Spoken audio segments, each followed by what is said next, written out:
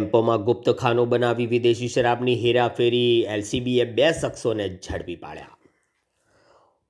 Vadodara LCB પોલીસની ટીમને ચોક્કસ માહિતી મળી હતી કે એક ટાટા કંપનીની ખુલ્લી બોડીવાળી ગાડીમાં અંડરગ્રાઉન્ડ ખાનું કરી વિદેશી દારૂ ડુમાણ તરફથી નમીસરા ગામ તરફ લઈ જવાનો છે.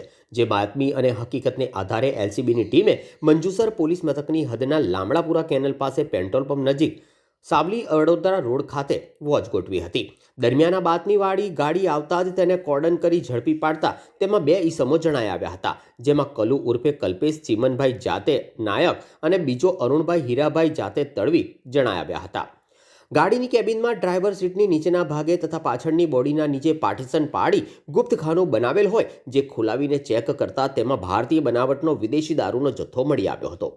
પોલીસે બહાર કાઢી ગણતરી કરતા ભારતીય બનાવટની વિદેશી દારૂના ક્વાર્ટર અને બિયરના ટીન મળી આવ્યા હતા.